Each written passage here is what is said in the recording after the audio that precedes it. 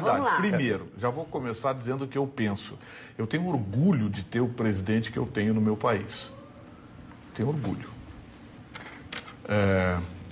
A minha manchete era o Augusto Aras, então eu vou ser curtinho em relação à minha manchete. O Augusto Aras entrou às 15 horas e 41 minutos no STF com esse pedido de investigação do presidente Bolsonaro e sequer esperou para ouvir o presidente Bolsonaro.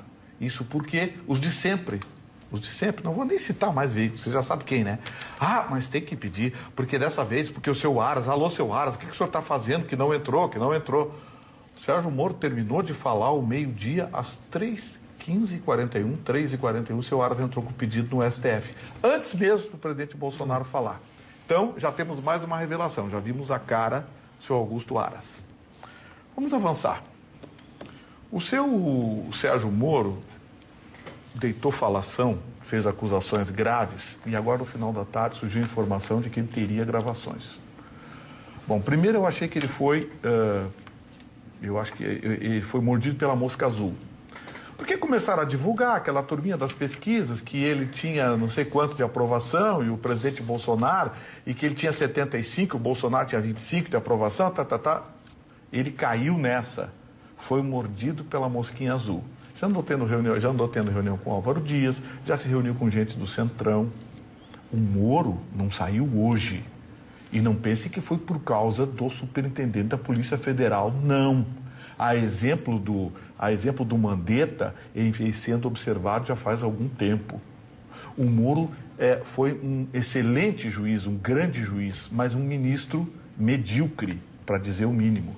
Porque nos grandes temas da nação, em momento algum, ele se manifestou. A última irritação do presidente foi há uma semana, 10 dias, quando o Brasil inteiro mostrava imagens, claro que não daqueles veículos de sempre, mas a internet hoje é a salvação do cidadão de bem, porque ali ele tem notícia. Tem muita fake news, mas tem notícia com imagens. De gente, trabalhadores, mulheres apanhando da polícia Brasil afora. E ele foi instado pelo presidente da República a se manifestar. Ficou quieto.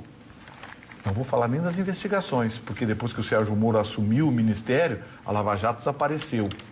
Vocês viram mais algum figurão preso, mais algum processo? Não. O seu Sérgio Moro literalmente desapareceu com a Lava Jato.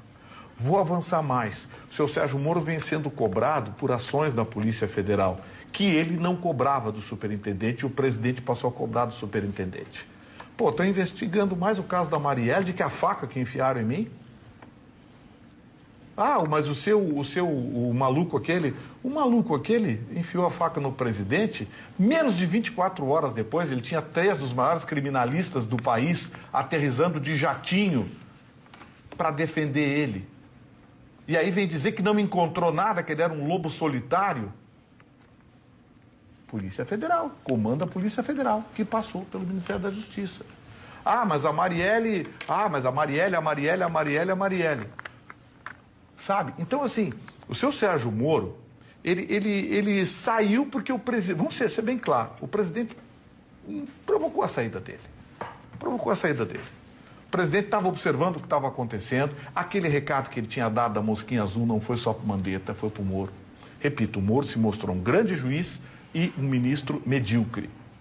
Hoje, ele fez a ceninha dele, distribuiu acusação para todo lado, acusações infundadas, porque todo mundo nomeia. Vocês pensam que o governo petista não nomeava superintendente da Polícia Federal? Vocês pensam que era ministro da Justiça que nomeava?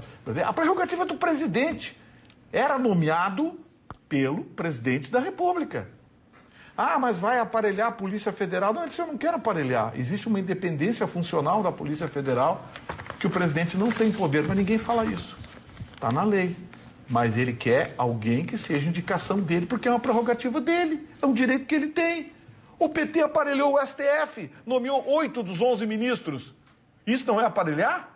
Ah, bom, mas não pode porque estava na lei. Sim, a prerrogativa do Bolsonaro também está na lei. Por que ele não pode nomear?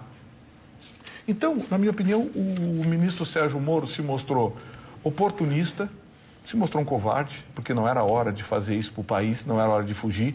E o que é pior, se ele tem realmente essas gravações de conversa com o presidente, se ele tem realmente gravações de ligações telefônicas com o presidente, ele passa a ser um criminoso, além de mau caráter. Porque quem faz isso está preparando alguma coisa. Ele não disse de viva voz que tem essas gravações. É a imprensa que está divulgando que ele teria essas gravações. Ele não falou nada. Mas se ele tiver, é um mau caráter e um criminoso. Porque você não pode gravar um presidente da República numa reunião e muito menos numa ligação telefônica, impunemente. Precisa autorização judicial. E ele, como juiz, sabe disso. Então, não vou avançar mais. Eu quero só deixar o meu recado.